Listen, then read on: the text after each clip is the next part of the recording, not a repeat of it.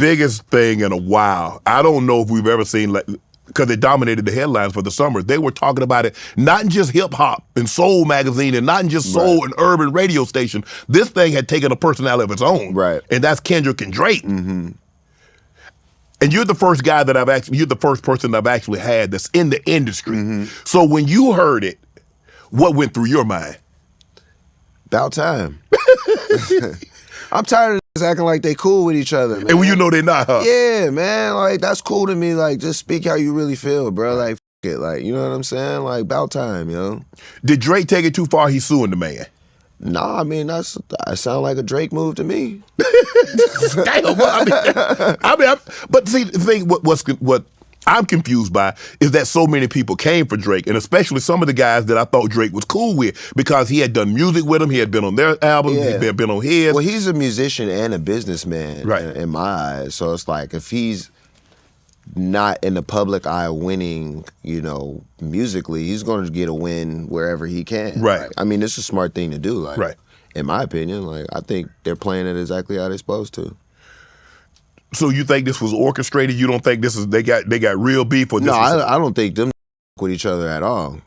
Wow. I don't think none of them like each other. They tolerate each other, but they don't get down with each other. Huh? It's just how the industry is, and like all of that's coming to an end now, and it's all like kind of like spilling out, and you're getting to see it. But this is also like wrestling as well. So the same people who are arguing can be like cool instantly. So it's like, don't get too caught up on like, you know what I mean, the animosity part. But they'll be not them, but in general, people will be hugging later. I think the thing was confusing for me is that I didn't think it would become to a situation where it evolved into a lawsuit. Yeah. I thought we were talking about stuff. And I get, look, I understand from Drake because, like, bro, you call me a pedophile. Yeah. Now you got people looking at me sideways. Now, you might be effing up my money with businesses because nobody wants to be associated with things like that. Yeah. But are you surprised that he took it to a lawsuit? No.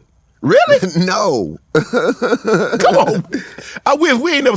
I could see if he stole his beat or his track or something, or he copied, but sampled one of his tracks, but not this. No, I'm not surprised. Damn. And here's the thing, because what you're telling me, if I'm listening to you, if I hear it correctly, is kind of like what Cat.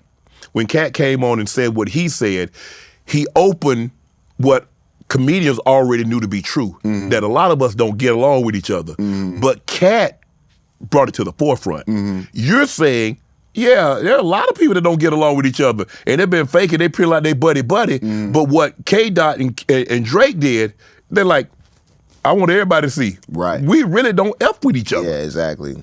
Yeah. They gonna ever be cool again? I can't speak on that personally because I don't know. I'm just from a fan perspective, so I don't know. There's a lot of what happened, okay? K-Dot had the Summer of Summers. Yeah. He got named. He's going to do the Super Bowl in New Orleans. Obviously, Lil Wayne's from New Orleans. Yeah. You got, Cash Money. You got No Limit. So you got Juvie. You got 504. You got Master P. You got Birdman. Yeah. You got all that. And what was your take when you heard that K-Dot was going to be headlining the Super Bowl halftime show? I thought it was dope. I didn't put two and two together about the whole New Orleans thing until like I actually heard Wayne comment on it. And like, it was crazy because Wayne really don't comment on nothing. No, he doesn't. Yeah, so when he did, I was like, damn, he really like took that personal. Not in a bad way, but like that affected him. And I'm like, dang, like, maybe they should have like tried to incorporate a Wayne or something like that. You know what I mean? Or just, I don't know. It just made me look at it a little bit differently. But I can never take like somebody else's moment from them either. You know what I mean? It's just one of them situations where you just, to me, I just look at everything. I'm like, dang, that's crazy. Yeah, I think Lil Wayne is looking like, damn, how much consideration you gave us. Yeah. Because when I look at it, Wiz, I think what happened is that the Super Bowl when it was in L.A. and you had Dre and you had Snoop. So now everybody assume if the Super Bowl come to your hometown and you got a hot group from there. That makes sense. But when it was in Atlanta, they had Maroon 5. Maroon 5 ain't from Atlanta. Yeah, for sure. And you know what we got down today. Yeah. And wasn't none of them up there. Yeah. We didn't even get Gladys Knight, I don't think. Yeah. They could have had T.I. Yeah, you got T.I., Luda, Jeezy, Future. I mean, Babyface. Yeah, no, for real. I mean, Usher ended up getting his come up last year in Vegas, but so I think that's the thing. I think the thing is that, and we know what Wayne is. Yeah, Wayne is Wayne. So there will be no Weezy, there'll be no Baby, no Baby, slander. There'll be no slander here going on because we know what this man is. Yeah. But I think K-Dot took it as some type of way because he said, "Ain't nobody really congratulate me but Nas." Mm-hmm. And I think Wayne took it as a shot. He's like, "Look, let the sleeping dog lie. Yeah. Let the Giants stay where he is. Yeah. Because I don't want no problems. Don't nobody really want no problems." Yeah. Yeah, not with Weezy. Yeah, that was crazy because it's like, you know, I'm always the type of person where it's like, you should be able to speak your mind. So if K-Dot feel like ain't nobody step up, like, you know, he could say that. Right.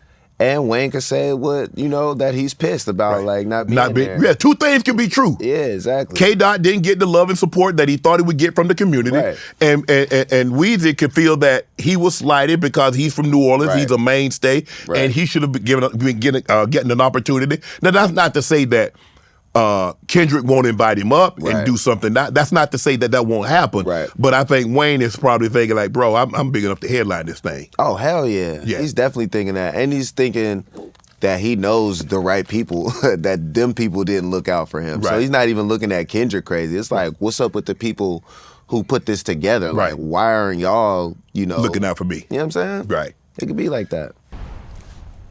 Do you remember the Super Bowl? I think it was in Dallas, Green Bay, and Pittsburgh. I do. That was in the 90s. No, that was 2000. I think that was 2011. It was 2010 season, 2011, when the Packers ended up beating the Steelers in the Super Bowl. And you had what the hell? You had. Oh, you talking about for Black and Yellow? Yeah, yeah. Because Wayne recorded Green and Yellow. I erased that from my memory, dog. I was like, that was the 90s. That never happened. I erased that. If the Steelers get back to the Super Bowl, you cool to do another Black and Yellow? They could just use that one. Just run that one back up. They don't want you to update that thing with the new. That song went #1 when they was scoring all them touchdowns. I think we went undefeated that season. Yeah, y'all. I don't know. No, I think y'all lost to like 3 or 4 games. Oh yeah. Yeah. But y'all was like the last couple games we didn't lose for like 10 games or something like that. Y'all. And Black and Yellow went #1. We went to the Super Bowl. That was crazy. Yeah. But if we go again, nah, because like the way that shit is today, like how TikTok and all of that stuff is, they just bring the old song. They're gonna bring it back? Yeah. Yeah, bring that old one back. What did that song do for Wiz? Is that the song that put you on the map? Yeah, that song put me on the map. That song made me a household name. That was my first #1. Yeah, so that one proved that I could you know, perform on a mainstream level and sell singles, because not only, you know, had I had mixtape success and had I, you know, done really well for myself, like independently and on touring, but now I got a freaking #1 record. Right. So it's like, oh, this dude is on fire right now.